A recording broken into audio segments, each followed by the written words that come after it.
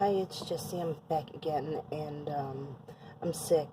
I'm like really sick right now. Um, I don't know if you can tell by the dim light in here, but my face, I have the heliotrope rash that they talk about. I had the fever blister on my lip from the constant fever that I had. My legs hurt, my ankles hurt. It's difficult to walk. I'm being told that I'm a fake, right? That I'm a scammer because I'm sick, you know. They like to misdirect me in what my illness is. They've told me many of things. While those were not the things, they were accusing me of pushing for those things being the things. And me not knowing anything, didn't know that they knew my diagnosis all along. That they knew I had myositis, right? What I didn't know was that myositis wasn't just a rash on my arm. I didn't know that it was an autoimmune disease. Um,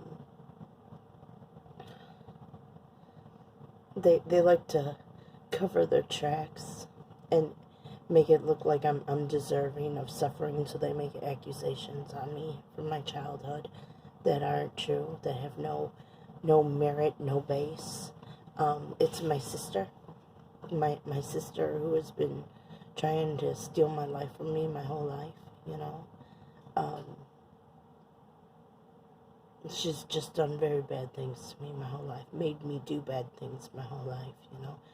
When I talk about how the teachers have the power to corrupt children, I recognize what they're doing because of my sister, you know, how she would do bad things through me, how she would groom me to be a certain kind of way, and then later she would accuse me of being the bad one, you know, like when my older sister got married, my sister Hazel made me take off all my clothes and lay on the bed and go spread and ready to my sister. I was only like 7 years old. Of course, I got beat with a cane for it, but nobody realized that that wasn't me doing it. That's my sister directing me. You know, when I was a little older, she was making me steal things for her. Like I stole a wagon off a driveway off Harlem Avenue in Tinley Park because my sister was going to break my arm if I didn't, you know. But she wants to call me a thief, not saying that. She made me do it. She forced me to do it, you know. To say that I was a bad child. I wasn't a bad child. I had a bad sister who made me do bad things, you know. And to try and use those things to justify what's going on, you know. Or to say that, oh, if it was my sister, then why did I talk about my brother who used to hold me down and spit in my face and tell me no one would ever love me, right? Why, who was it, Jess? It was all of them. Oh, it was my brother Tom? Oh, no. What about my brother Odie, who used to smack me down if I woke him up because I walked across the room, you know? Just because he smacked me down and said respect doesn't mean that I was being disrespectful. He stayed up all night drinking and drugging, and he'd sleep all day, and if you walk across the room and he wakes up, you're in trouble, you know? You, you don't know how my life was. You don't know the things that I've been through, and so you really don't have a right to judge me. I shouldn't have to be up here talking about the bad things that happened in my childhood, you know. I shouldn't have to be bringing them up. I should have been able to let them go and move on with my life a long time ago. But these people, while I was sick, they were accusing me of being a fraud, and they worked in conjunction with other people, you know, social workers, my teachers at my university, the Social Security Administration, and they like gaslit me to believe that I was not sick with what I was sick with, you know, because I had the myositis diagnosis in 2005, right? But then they started putting in my head that, hey, maybe you have MS, maybe you have fibromyalgia, maybe you have macrophyseal myalgia, maybe you have maybe you have lupus. Well, lupus you could actually confuse with mitosis, right? But not really, because the symptoms have some differences to them, right? And this heliotropic rash is a characteristic of mitosis, right? Um, they want me to think that I just have, um, what is it, dermamitosis, But dermatomytosis mainly affects the the it gives you the heliotrope rash, but it also gives you it on your chest and on your back. I get it on my arms, my face, sometimes on my chest and my back, but it's more than that. I get this pain in my hips where I'm like paralyzed, where I'm like frozen, where they don't want to move, you know? I get this pain in my ankles because it's the muscles alongside my legs where it feels like I'm walking on wobbly stilts when I walk. It's really, really painful, right? I get pain in my hands, you know? I already showed you the Gotchin papules. Like, you can't see them right now, but when I use my hand a lot, it'll turn red there, you know, when I get the blood flowing there. And I have this thickening, hardening of the skin here and here. I have some, what do you call it? Like it's dead, like it's calcified here. And they still want to accuse me of being a fraud, right? How do I fake these things? How do I fake the redness in my face or the fever blister on my lip? How do I fake the things on my hands, you know? How do I fake the pain that I feel in my legs, you know? It's crazy the things that they do. And then they always want to come back and say, you made mistakes. Everybody makes mistakes in their life, but what exactly are we talking about, you know? What exactly are we talking about? What would make you say what you say? Because I don't understand. I don't get it. What could I have done to deserve this? What could I have done to deserve having my kids attacked, you know? And then on top of everything, while they're yelling at me, they're calling me lazy. They're telling me I should get a job, but they don't tell you that they run around me and ruin my reputation and make it so that I can't work, make it so that people treat me badly, you know, because they tell lies about me to people. They don't tell you that they play with my paychecks when I do go to work. They don't tell you that they ruin my reputation, like with jobs that I've worked on before. They don't. They tell you I should go drive for Uber, but remember, I can't be in the sun like that, and I can't sit in a car for very long. I get very sick, you know. Like, I'm sick now without doing anything. I get very sick when I do things, you know. The things that they say, man. The things that they say. How they twist things to suit the narrative that they're trying to run, how they twist things to suit an agenda that they're trying to run, and why, what for, what have I done, you know, what exactly have I done? Because we've already covered the base that, hey, I didn't scam Social Security, you know, I didn't defraud the government, you know. Where do they get their accusations from? I think they get their accusations because they want to be covered, right? But if somebody wants to be covered, here's the thing: what you need to do is ask for forgiveness. When you get for forgiveness, things are forgotten. You know, things are released; they're let go of. But when you go and you try to kill your victim to cover up the wrongs that you did, nothing can be forgotten because I'm continuously pierced for what you've done, right?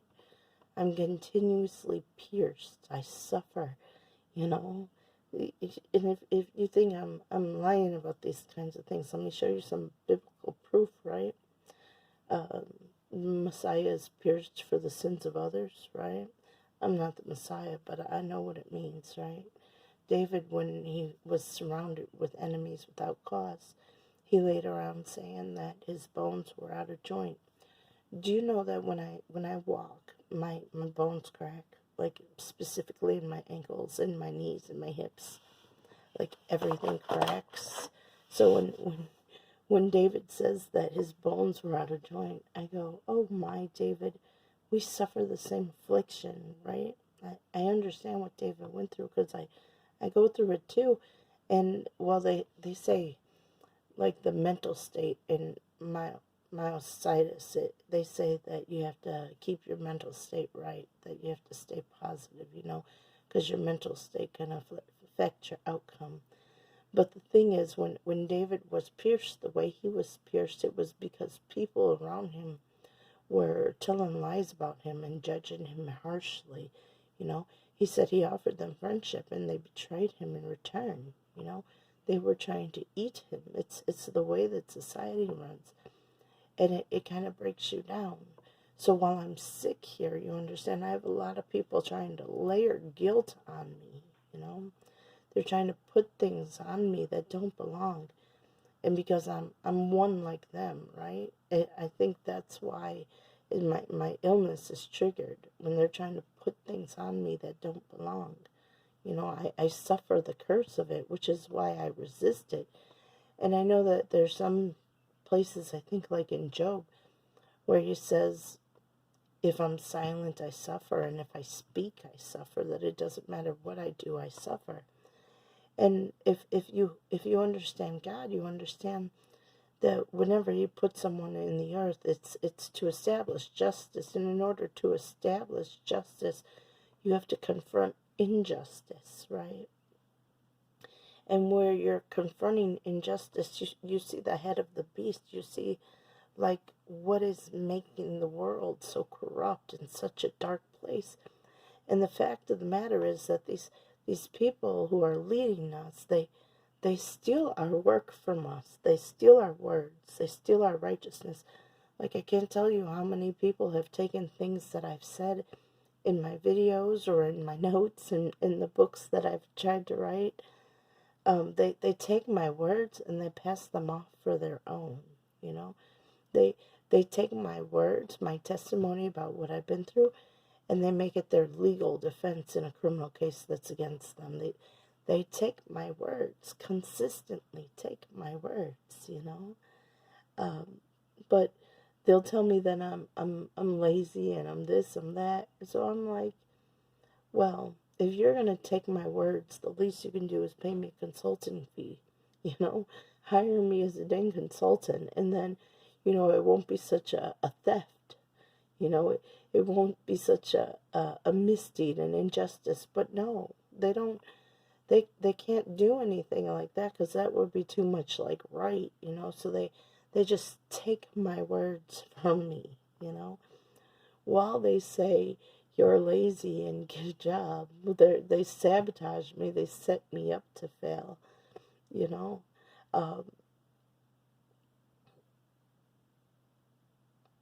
I think it's like way back in the day with biblical times, you know, where we have this tension between one side and another. You know, we have this tension between Jacob and Esau. You know, we have this tension between two opposing forces, right? And one will take from the other, you know, as if the blessings of God are transferable, you know. And I get that they shut up heaven on you, because they make it so that you can't have any provision in your life. They make it so that you can't work. They make it so that you can't live. You can't have any friends. You can't have your family. They turn your family against you. You know, they make lies look like truth, you know. But the thing is, I'm different from them, right? With me, there's no push and pull, right? There's them trying, but there's me saying, hey, prosperity is linked. So if I die, we die together, you know? Prosperity is linked. We rise together, we die together. You don't understand this, right? You can't take what I have. If you take what I have, you'll suffer as I have, you know? Because there's a price for carrying what I have. It's not free. It's... They say the blessings of the Lord make us rich and add no sorrow, but not in my case, you know, not in my case. Or not exclusively, I should say, because my covenant is one for suffering, you know. So when you tap this covenant, you got to believe that you're going to suffer, you know. You got to believe that God is going to expose everything you do. It's why I'm all about law and order, because I try really hard to do the right thing all the time, to figure out what the right thing is, you know. Why? Because I get pierced for things. For you all, the judgment is deferred because you're in exile. But for me, the judgment is not deferred, it's right away, which is why when they're putting guilt on me, I get sick. My bones go out of joint. My back hurts. You know, it's why these things happen to me. And while the medical diagnosis will say myositis, there's another level to it. Do you understand? Because I'm not this sick all the time. My illness corresponds with their attacking me, you know? And they like to troll me in my YouTube feed about symptoms, you know? And I think it's kind of funny, because sometimes they'll troll me with things, and it's not the symptom I'm suffering, but it'll be the symptom like someone in my house is suffering, or one of my neighbors is suffering. So it's kind of amusing for me, and it makes me wonder if they don't have some kind of machine to make these symptoms come on like this, you know, if they're not using some kind of witchcraft, you know, if they're not doing the occult. And the reason why this is not far from crazy for me, you know, or I mean, this is far from crazy for me. The reason why this is like reality for me is because I know that this system that they're using, this system that they're operating within, is the same system that Hitler used. And Hitler's fascination was with two things: psychology and the occult. So this warfare that I'm going through, it's two parts, right? It's the psychological warfare, and then it's also the occult. Hitler used both, and so do these dirty Bamas, and I know they do because I suffer. And I know it's them sending my suffering because they troll me in my YouTube feed, right? But it's not always me who experiences the curse that they're sending my way, you know? It's almost like they push a button that says, hey, put her hip out today. And then they troll me in my feed on hip dysplasia and bionic, or, I mean, what's it called? Prosthetic hips, you know? They troll me in my feed over all kinds of things like wrist pain, the pain in the solar plex. I don't get a lot of pain in my solar plex. I get pain in my forearms a lot. I get pain in the sides of my legs and my lower legs. I get pain in my hips, pain in my back. My muscles droop in my face, in case you can't tell by looking at me, with me looking so aged. You know, these are all parts of my disease, you know. This, and I can't help but wonder if they're out there pushing a button to make it happen, you know. Because way back when, and I hope I don't sound too crazy for anybody, but way back when, Samson was lame, and he was lame until he got up. He was lame until he got up. And then once he got up, he came under all these attacks. I was also the same way. I was lame until I decided to get up, you know. I was lame until I decided to get up. And then everybody wanted to attack me. And they all wanted to attack me through somebody. Samson, he at least got to fight people off face to face. Me, I got to fight through the ones they send. And the ones who they send. So it's like the armies, they kind of multiply, and it's ridiculous in the way that they do it, you know. But it's like it's the same thing. When they make you lame, but you can get up out of it, you know. When they make you lame and you die in it, you know, it's the same thing. It's the same thing. And I know that they'll make me out to be crazy for saying that, because you see, the enemy, they have no moves. They have no new moves. They're going to continuously do what they've done through all of history. all of biblical history, because the Bible actually is a table, and it establishes um, the limits for what good is and what evil is. And evil has to work within these limits. It can't work outside of these limits, or it's put to death. You understand? Like serial killers, we execute. Murderers, we overthrow, we execute. But these people who work through people, who rise up in power with manipulation and exploitation and plagiarism, these people are the hardest ones to overthrow. They wind up taking over the whole world, and the whole world is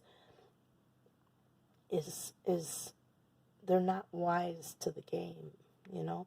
There's a few who are, you know, the few who have suffered the same kind of system before, like Russia, you know, with Stalin way back when. They they they don't get along with us, right? It's the same thing. It'd be easier to fight someone who was violent, who was a serial killer. It'd be easier to fight them because the battle would be short. But when you get into this psychological warfare crap, the battle is long, and they don't stop because they fight through people, you know? And I think that the only people who have been able to overcome this are the Jews. And the reason that they were able to overcome it is because they got laws that say, like, if someone says something bad about someone, don't believe them. Stay within the law. Trust the justice system. Don't take justice into your own hands. Because these people, they weaponize people against people. You have to understand that. So when I learn about all the laws that the Jews have, not just like on Sabbath, right? Not just with sacrificing in the temple, not just with dressing modestly, but on basic interactions with people, you know, who to trust, who not to trust, you know. What are the characteristics of like Amalek? What are the characteristics of like a bad person, you know? When when when they educate their people on things like this, their people survive many, many, many of these tyrants. They survived Hitler, you know, they survived Stalin, you know, they survived over and over and over again because they had these laws that preserved their life. Laws preserve life. These like creatures like Amalek, these creatures like Hitler, these creatures like Stalin, they don't receive correction, you know. They don't like laws. They like people subdued. They like people like cattle. They like people like cattle to be herded, to do what they want to do, to serve their purpose. And people aren't allowed their individual identity. We have condemnation if you have an opinion, like, is abortion right or wrong? Is homosexuality right or wrong? You know, nobody's allowed to have an opinion on anything. Like, I can't say that's not right for me without being condemned. Like, seriously. It's got to be that I'm violating someone else's rights if I don't agree with these things. Are you kidding me? How about this? The law doesn't belong in these kinds of decisions. The law has no place there. If the law taught people that justice is not in their hands, that justice belongs over here with the authorities, then you don't have to fight the people so much. But when you're appointing your judges as the herd, as the cattle, you're going to have a lot of problems in society. You're going to have a lot of nitpicking. And not only that, you're going to be afraid to lead them because these people are going to rise up and kill you because one day their opinion is this way and the next day their opinion is the other way. And their opinion is not contingent upon what they believe, but rather who holds their chain through manipulation and what they're being told to believe. So you can't lead these people because you got these middlemen in the way, and they're ruining everything. You think your gatekeepers that you appointed are making life easy for you because they subdue the herd, but you don't realize it until the herd rises up against you, that the middlemen are really corrupting the world, and you don't get these things, right? But this is why the battle is so hard, and you can't fight people. You can't take them on head to head, because they're just going to throw other things at you. So, like, the best thing that you can do is raise up a standard that says, hey, man, if you'd have followed the Jews, you'd have been better off. You raise up a standard that says you don't do these things.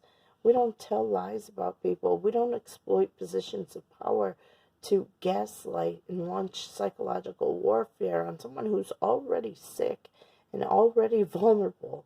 We don't do that. They already have not much life, and you just want them to kill themselves? That's just ridiculous. That's the same thing as murder. When you break down somebody so much, that makes you a murderer. You understand? And and we don't let murderers rule over us. We don't let people operate in these systems. We got to come out of this, because they're making us horrible people. They're making us a horrible nation, a bunch of entitled idiots. That's what America is, a bunch of entitled idiots, because you just follow the herd. You just follow the herd, and you say what everybody else says, and you believe that you're superior because you belong with this herd or you belong with that herd. But you don't understand that you're operating as cattle with your herd mentality. You don't understand that you're wrong, that you don't know everything, that you don't have a right to judge over somebody else, that you have to be responsible for your judgment, that there's formulas for judgment, that you have to know both. And in this country, it's the mens res and the actus reus, right? The mental state and the actual act. You have to know, like, if there were factors that led up to this. Like, you have to have mercy. You have to balance wrath with mercy. You can't just say, oh, guilty, kill him, because you're operating with no laws there when you operate like this. And it's bad for you, because you're going to face the judgment of God for it. It's bad for you because you're building a bad world. But it's bad for everybody else too, So it's better that you should learn that you should not take these things into your hands, that you shouldn't let people manipulate you and weaponize you against your neighbor, that when somebody does these things, that you should recognize that they put you in a bad position, because you're not equipped, you're not prepared, you're not mature enough to be a judge. And them making you a judge is just them trying to justify bad behavior and using your authority to do it, so that they get away with the crime and you take on their guilt. That's why the world is so sick right now. It's why I'm so sick right now. I'm so sick of dealing with these things. I'm tired and I have not the strength for it. I'm sick and I have not the strength for it. Okay? So I don't know how to fix things. I know there's a solution. And And the reason that I don't know how to fix things is because people aren't going to cooperate. People aren't going to work with it. People just want to do what they want to do. They're like beyond redemption, like the Jews when they were in Egypt. They were like, we were on the 49th level, There's a point beyond redemption where you can't lead people, where you can't help people. So they said, do I want to be president? Cornell asked me that a few weeks ago, and I was like, no, I do not. Why? Because you can't lead these people. You can't govern these people. Until these people learn how to be law-abiding people, you can't lead them. You have to teach them right where they are, and they have to, accept the responsibility of who they are. It's a burden to carry when you have to give justice up to somebody else, when you have to let somebody else be the judge. But the burden is lighter this way in not being the judge than it is in the other way. It's a lot lighter to say you need to go in front of the judge and have your fate sealed than to say you deserve to die, because it does something to you, It corrupts you. It makes you bad people. Bad people who aren't able to be led, And you can tell who you are because, the church bows to you. The long-standing opinion that homosexuality is banned from the church is now okay. We'll bless same-sex couples, the government bows to you.